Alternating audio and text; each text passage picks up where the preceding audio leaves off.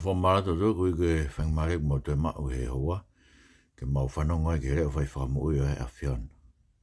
Whahinhiring mau tol ke ai e he Tohitapu ko ho whorowhorai. Mau kore ke whawaiwai ho mau loto, pa ke tatala po uri me mau ngahi ata mai. Ka rawa ke mau tarianga waiwai ho whorowhora, ai kune mawhai ke whamui ho mau lau maari e Sisu Christ ko mau whamui. Amen. Ko kore ke whangai venga hei tarwhatapu toa pe ko whakmi wharen. Ka tā mau mawhparu whakawa te tau proklama koen, whakawiki koen, kono whainhene ki tau tol me Tohitapu, ki e hala tau ki tau fōwai, mai anga e mea ki tau tui ki ai. Ka hane ko whaam ke u tokanga, ki he Hokohoko e ngāhi mea koe, e whai i he Toehokomai ai eiko Sisu Christ. Ko ngoi peko e honi, uria e ngahi o haa, whakaukai ni ina ko vāwe e ngata angaka, ko whaam ke u tokanga ki whainhene ki mau tolu, ki he mea koe utara mai he Tohitapu, koe hoko ni o ngahi mea e hoko. Pea hoko mai ai aho o eiki, ai koe aho whakamui ia.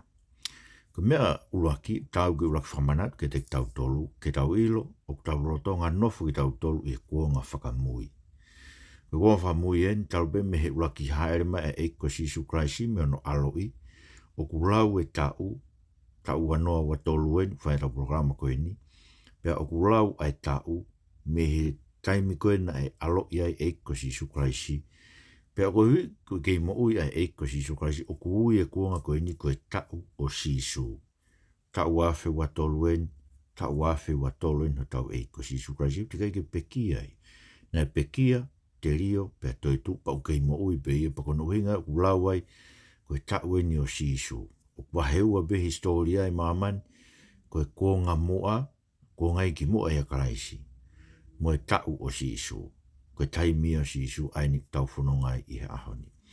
Kuonga whamui en, me u tānoa gea i tohi e whakawho ou, tarama e pita aho koe Pentekosi, toi e lau maare ma oni, Jerusalema, pia tūhaka pita o ni hanga whamahino.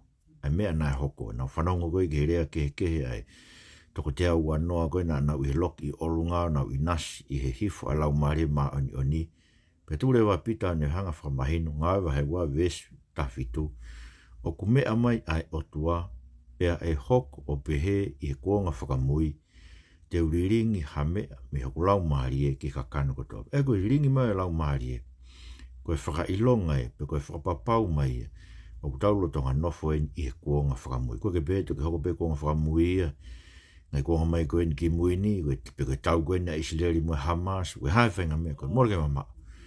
Talo i tau nofo mai koe tau e ni wafe watol, pe e hoko pehea i peka o ko Toehokomai eiko Sisu Christ, tau nofo i he kuonga whakamui. Kai ngā taika ko he pelu, wahe uraki, ves, uraki, ni whakamahino a bito ai wahe ua pe o historia, o e lau taimi. Nai whakakonga, moanga kehe, e whaimua he o tuai ni wholawhola, ki he mātua i he kauparofita. Ka, i he whakaosi o no aho, na ni wholawhola ke te tautolu i ha alo. Aia, koe whaimua ai, koe kuonga mua ai, nai whakakonga moanga kehe. Ai wholawhola koe nai whai e he otua ki he mātua. Ai koe mātua ai na Israeli i he kauparofita. Matui nai hā i he misi ki a Siosefa. Siosefa koe a sekope. Pea kai ngā tai ka koe nai wholawhola ia i he asi ki a Pelami. Pea tuku ke hange ni wholawhola mai kauparofita. Ka fō mā sāmi wela mo ki nau tolu. Nā ne tohi nima i he horisi e tu i ko perisasa. Sia lahe ngai whotunga kehe. O e wholawhola nei whai o tua he kuonga mua. Ki mua pe hako mai Sisu Christ ka, i he whakaosi o no aho. Aia, tara mai koe kuonga koe tau nofo ai, o kuia koe whakaosia o no aho. Ai koe kuonga whakaosi en, a en. Ai tōru tonga nofo mai ai, ane wholawhola ke te tau tolu i ha alo. Aia, e lau rewa taimi e kamata wholawhola ai o tua ke te tau tolu i ha alo. I taimi nei alo i ai e eiko Sisu Christ. Alo i mai eiko Sisu Christ, lau me iai koe whakaosien o no aho tau nofo. Aia, e hoko ai aho o eiki i hafo i mō menitipe. Koe ke behege tau, utono ke tau amnata doro e hoko ai aho o eiki i hafo i mō menitipe. Kono uinga, sa Sisu whatokanga te tau doro, ke ilo hataha ai taimi mo e hoa, Nā mui alo ngata pe i he tamai ka koen. Tōna ki tau amanak, nā Hokomai pe he tu apo e pōni, pe koe ua ahe moa, pe ko a hengi, pe ko au. Aia, o hanga he eiki o ako i tau tolu ke tau mateu koe aho ko toa pe, nā ako ho tau aho whaka osi pe ia, pe a Hokomai ai eiki. Sai, ko harewa ngai mea Hokohoko koe Hokomai ai eiki. Ko mea mahoinga ke keiroi, koe kuonga whakamui, o kurotonga a fio a Sisu Christ koe eiki me karaisia o Unipure i Universi, me to matau e tamai. Talo eni haere ke i he ao, hiri ene toi tuu, haere hake, a fio me to matau e tamai. Pau koe a fio ni mea i koe pure e fu Universi koe tau iai. Pau koe ebe ten toi haere mai i he ao, ke whakakakato, whakamau ai otua, whakaosi ngai mea ko toa pe, pia o me whakatupu fōu. Tau ilo koe kahau e mama koe nia, koe whakatupu fōu. Tuni koe tau ohaa ke tau tolu ki lau koe nea climate change, me hafu e whenga ohaa o mai ai, toko e auha mama. Mora ke mama, te pia nau mao beha ki koe nea pure anga, me nau o kau holo ngai mea koe nea climate change, me ngai mea koe ia. Tau ilo tau tuke ke pehe ia ke hawhitu i tonga tā whea he tahi. Mora nau kia, tau le tau tu me tala mai tā whea ngai whitu ka kui kai. Koe na ko pātanga tai, na ko sai behe ia. Koe ke hawhia behe ke hake mai tahi ki tanu be, pe tau nofai, to tope uhai, pe hano. Kai ke, to tonu ke mao be tau tui, koe kahau, koe karistiane, me mama koe ni, koe pau ke whakatupu fo oi mea koto. Kai ke, koe hoko le vainu e ngai mea, pa koe ngai mea lalahi e fitu ko o mai. Koe ulaki mea o beheni. Tā mea bostolko paula, koe Hokomai koe aho e eiki, koe aho e whakataha ia ki tau tolu kei. Aia, koe kakai tala mai tō kua e alwe ni, nofo ni, mora ke mama. Koe aho koe Hokomai eiki, e whakataha i ki tau, koe me tau ilo ai. Ike ke peke alwa ni, ka nofo ni, ka e whakataha i tau tolu kei. He koe mea u tala koe paula, i aua te Salonaika wahe uaki. Koe mea ki e Hokomai ai eiki, moho tau whakataha i ki a teia. Me mau ingai ke tau iloi. Sai, koe ulaki mea, tau mai paula ke te tau tolu, e motu a Hokomai ai fuu whakaholo mui, mo e whakaha mai o e tangata ko malaki lao. Whanong ko te Salonaika wahe wain, pa koe vesi tolu mo e wha. Ke oa na whakahekea ki mau tolu e he tokotaha, i haanga e taha. He oku oua pe ia ke motu a Hoko ai fuu whakaholo mui, pe mo e whakapū mai o e tangata ko malaki lao, ko e whanau tama a mala. Ko whakawhiri, aia, i longa ha o tua o kurau koe o tua, pe ha mea o kuwhai kia i ai lotu, pe o kune whakawheka ke i hake ki ai. Io, o kune mātua ki hū ke potu tapu e o tua o ne nofo ai, o ne whakahaha ia koe o tua, whrofla tonu tau e ki, whawhetai ki o tua. Aia, ta mai e ai fu whakaholo mui lahia e whai, pe a lotonga fu whakaholo mui koe ia, e whakaha mai ai tangata ko malaki lao, koe whanau tama a mala. Ko whirea koe whanau tama a mala, ngāwe aki a siutasi. Pea mau inga wiri ke tau ilo, koe uhinga whanau tama a mala, koe tō tahai u whakawhiri, no inga u whahinga u whakawhiri, ke ngai mea koe tō be ai o tua, ngai palani koe tō be o tua, siutasi na neanga, ka koe o lawaki ai eiki. Ka koe uhinga ia, oku ikai koe Tohitapu ia, mora ke mama, pawa brahi pea koe pe ngai mea ia, koe ke moonia ngai mea koe ke ai e Tohitapu me mea katore. Ka kui kai koe Tohitapu, e ai e toko taha e Hokomai. Lau ia paula, koe whanau tama a mala, koe tangata a malaki lau. Pako sio koe me tene whai, tene lau e ia koe o tua. Pea e hau ia o tuu he veitu kok whai ki ai e lotu. Hau ia tuu he potu tapu e o tua. O lau e ia koe o tua ai. O ne nofo ai, o ne whakahaha ia koe o tua. Koe ke ilau pako hai toko taha, koe ke ilau pako tangata whawait kakakoeni. Ko mea ia e hoko, e ia e fu whakaholo mui e hoko. Sai, koe taimi koe nuk tau nofo ai, taimi koe nuk tau toru, koe taimi oku mahino o pito e fu whakaholo mui, i hono tari e siasi a whasotoma. Pag mōsio he ahon, oku hoko e whakasotoma koe mega ni whakawhai ke hei, ai kakai unau tau ke Tohitapu, me kakai ke nau tui ke Tohitapu. Mon beia, pe kakai unau tau kawe i ai, kowe whasoto mako ke nga tuin toke Tohitapu. Ka kou behe, koe mea enu ne hanga i o whailonga ia, hanga he e siasi, koe fu whakaholo mui. Koe hui hanga siasi o li ake Tohitapu, I mea koe mea na koe whakarieria he kuonga mua. Ko lau he ahon to kua koe mea lerei pe ia. Pe be ke tari to kua tau ofa. Pe tau ofa o lahi angi ke kau whakasoto ma e eiki koe nane ngāhi ki nau tolu. Nane ngāhi ki nau tolu. Me be ko whaongo I tā koe he lau e kau ai una pou ke whasoto ma. Wange ni kau ofa lahi angi tau toi kau whakasoto ma he eiki koe nane ngāhi ki nau tolu whakatupu ki nau tolu. Kakoen. Koe fuwha holo mui en talo tonga I ai. E lau bege haa mai hea I tangata ko malaki lau. Kakoen, koe mea hono wale. Talo mai lewe paula ke te tau tolu. O kurotonga ngā aue e misteri o malaki lau I taimini. Kai oua ke hiki ai toko taha o kune puke puke. Aia, o te kai ke tukuange mai tangata ko malaki lau he puke puke ia e toko taha. Ke tala mai be ko hai, ko tala mai be uke e toko taha kune taofi. Ngari bege te awia koe o tua, une taofi, une puke puke, une hanga taofi. Ka koe lau maari e koe misteri o malaki lau. O kungana sa koe whuirea malaki lau, o kuhinga koe lawlessness. Ai o kuhinga ia, koe ka whainga kakai unau tāmatei ai lau ai o tua. Sai, wate ke whakaukau ki ahon. O kutauro tonga tāmatei lau ai o tua, I māmani lahi. Ko he tau whakaikai e tau tole mea koe nei tutuni o tua he whakatupu. Nā whakatupu he o tua e tangata mo e whewhine. Ta hanga nei tau tolu ai ube, uiai me kau whareiti ia, uiai me kau whasoto mai, toko uiai me kakai he waha a koe, koe ke iloi pe koe ha. Koe ke nau tangata, koe ke nau whewhine, koe ke iloi pe koe ha. Nau tuk pe nau tolo hoko koe, ta e tangata, ta e whewhine. Koe whainga tūkunga e kua uiai, a mamani, koe non-binary. Ai koe misteria o malaki lau, tau sio tonu ai I ahon. Nau malaki lau ai otua. Kei ngatai, koe lau kai o tua lau natula, tangata, mo e whewhine, na ngāohi ke na nofo maari. Li aki e tau tolu e lau ko ia, ka tau ai e tau tui tangata mo e tangata whewhine mo e whewhine. Sio? Ta hangi tau tau malaki ai lau ko ai o tua na ne ngā whatu aki tau tolu. Musika koe mea whamamani lahi ni hoko I ahon. Ai o ku ngā ue e misterio e malaki lau. Sai, na talwe me kua ngā paula, e ngā e misterio malaki lau. Pea ku kei ngā e beko uhi, he ku kei iai toko taha une puke puke, ai tangata o malaki lau. Angai ko lau, koe tangata ia e toko whaha mai a muiang koe ke tau ilu pa ko hai.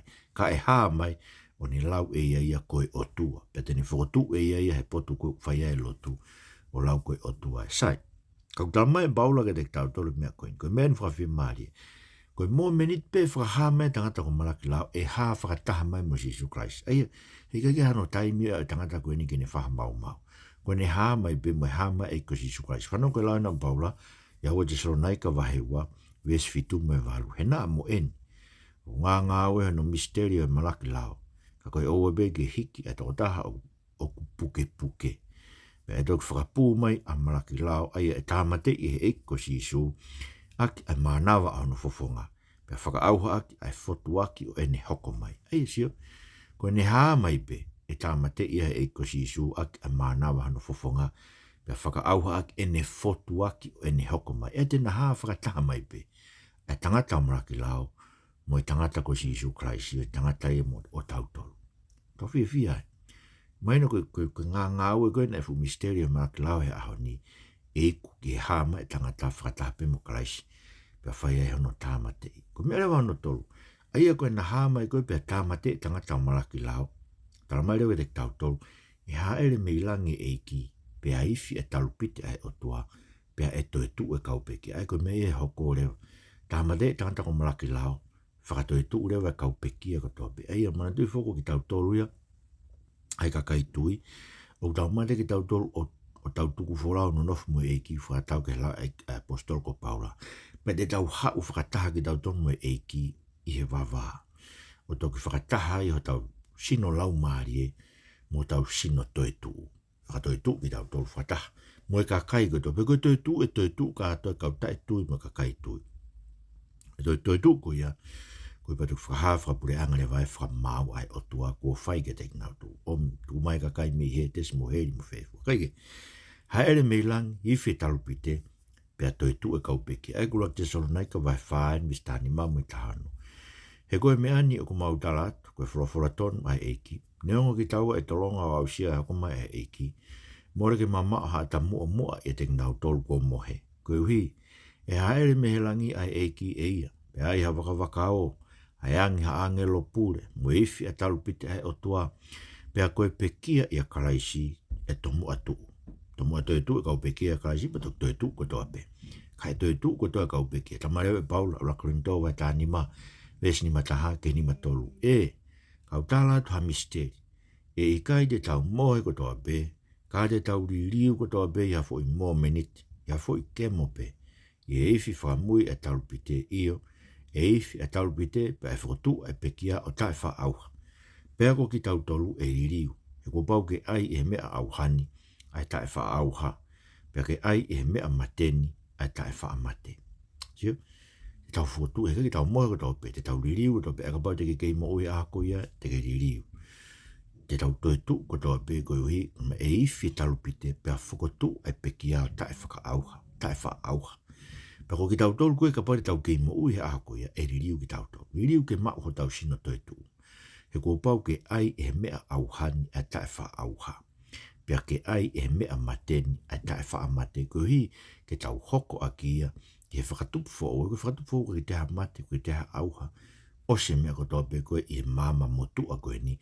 Whakangata ko toa ia e eiko si sukarasi i he ene Toeha'ele mai. Eia, whakatoi tu e pekia. Sika koe hoko Hawhakatahama malaki lao mo e eiki, tāmate e eiki e tangata malaki lao a ke fotuaki e ni Hokohoko.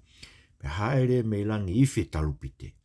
Toe tu urewa, whairewa toe tu. Toe tu e kaupekia, ki nautolo e kei mo ui ahaku ia e ririu ke mao ho tau sino whakalau maari e tae wha auha, mo tae wha amate. Pe haere, me hono wharewa, ki tau punakaki. Uraki, te Salonaika vai whaia, vesta fitu hiria. O ki taua kua ta tolonga o ausia, e puna kaki ki taua whakataha mo ki nau tolu. E ngāhi ao kihe ata, ke whakawhetau laki ki he eiki, pea hiria, te ta ihe eiki mawai pe. Whawhara tono e tau eiki, whawhetai beke toa aia, te tau puna kaki kotoa. Ka toa ma kau tae tui, ki he ata, o whakawhetau laki he eiki. Ko hoi beko e paula, pea hiria, hiria ha. Ko hiko tau whakawhitau koe ki he eiki, pia e whaire vai whakamaulahi. Ai koe whakamaulahi a ko tānoa ki ai, koe mea hono ni mai. Aia, ko whakahawa he wanoa aia, vestataha ke tānima. Whanau ke tānoa whakaha.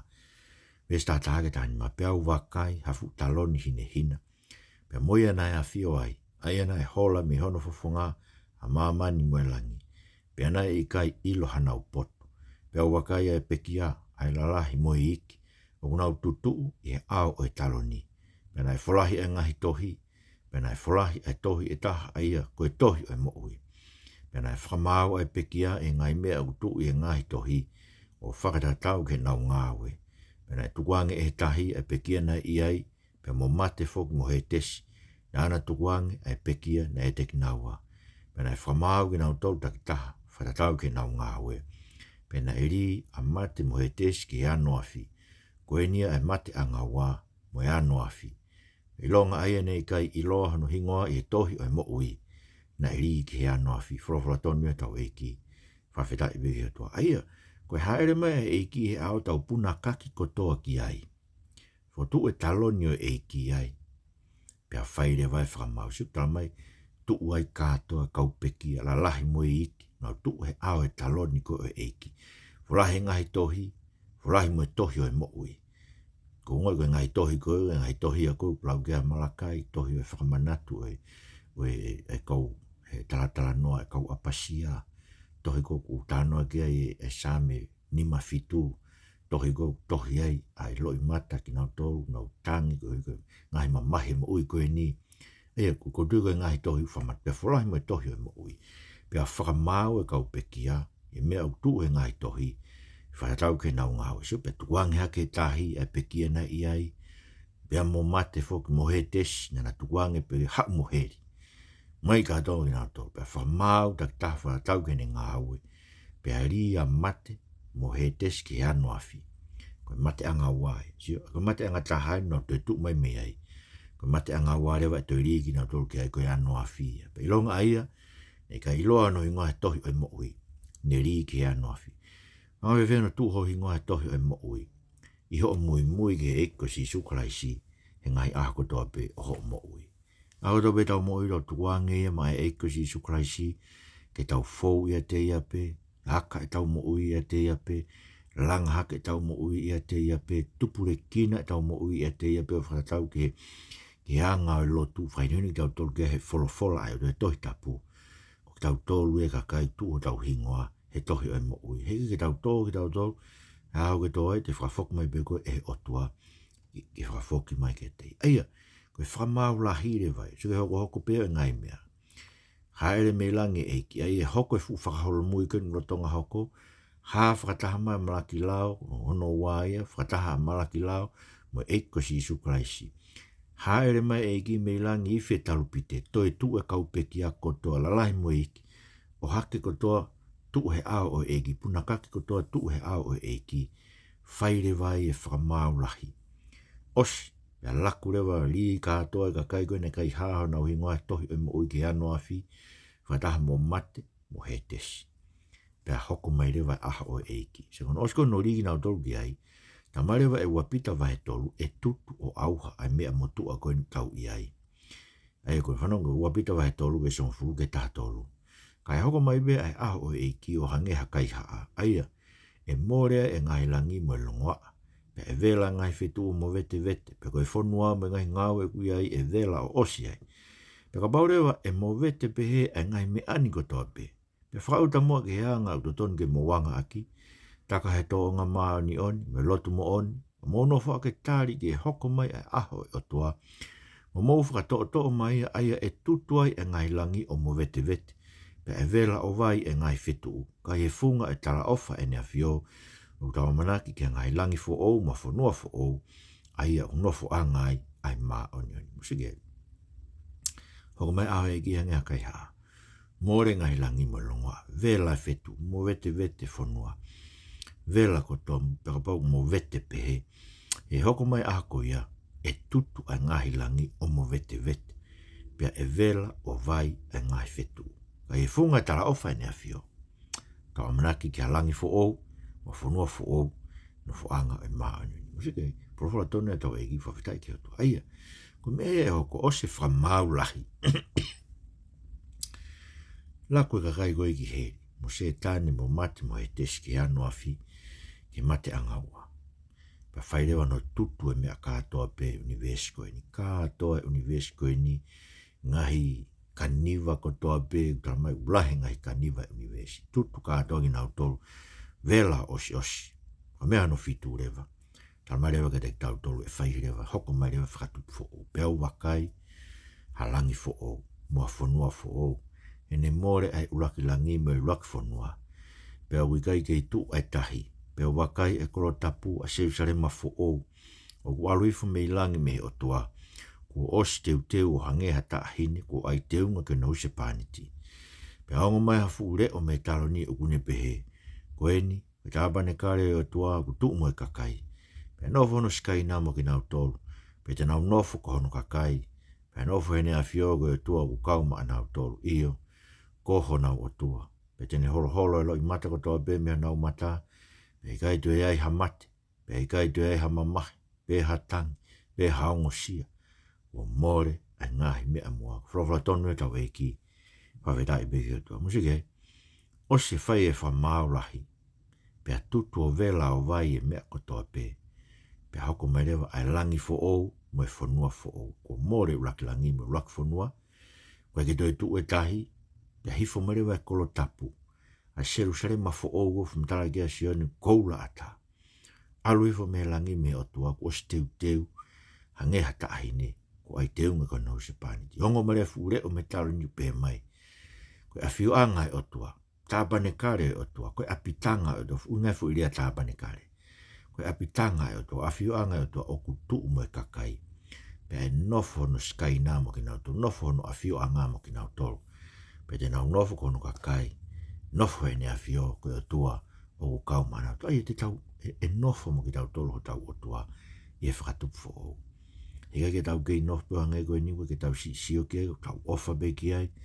Ko ke tau sio ke ka tau ilo ni ngau tau ngoi pe ni ngau fai te tau tolu no liu tau mo ui ono tataki tau tolu ono frahino hino ki tau tolu te tau mamata tonu ki tau otua pe enofo e tau otua mo ki tau tolu pa mai tene holo holo lo i mata ko tau pe me tau mata pe kai to ia ha mate osia mate ka mate i bia au ha mate a ko ia aho e toki kuna wha au furi a mate ko si kuna be krais ka ke no pe mate i a hon a ko ia e toki ka mate wha au furi a mate pe kai ke to ia mamai pe tang pe haungo sia more ngai mea mo ai ni tau fe kuki mo ia tangi lo i mata ko i tau ngaahi ang hala tangi lo i mata ko i mama ko ni mo nau he me e ko Sisu Kraisi mamahi tau whamamahi ki tau tolu whakatanga ki tau tolu lau e heka kai to kua ko ki tau tolu tau mohe misi pe ngai mea koe nuko tāno kai to kua ko ngai mohe misi kainga koe koe mohe misi tos alu ho tau toko taha tau tolu ke sere mafo o nofo ai o teu koe tangata bihan ko koe mo au na e pekia os ahe tolu pe ato e tu kono sino ai pego na tuki fai toka na ne to tu mai aki pe haere haki e langi pe koe ko mohe misi koe Talanoa mo oni koe amanaki a Kristiani o ku makatu unga i a Christ koe mea e ne to tu me pekia koe mohe misi e na fai ka kai koe na unau tala o ku ikaike mo oni Tohitapu o ku ikaike mo oni to koe ngai mea ia ai otua o ku ikaike mo oni ngai palomesia to koe mohe misi e mea utau ui koe whaka ofa mo oni ai mohe misi mea nu tau Talanoa ke te ki tau tolu ke ai koe amanaki o ku mo ui koe mea e toi tu ai eko Sisu Kraisi ma tau tolu sai whama mo pore wai tau Talanoa koe ki Hokohoko ngai mea e fitu koe ngai mea koe ko Talanoa ke whakaholo mui pea mo ha mai tangata ko malaki lao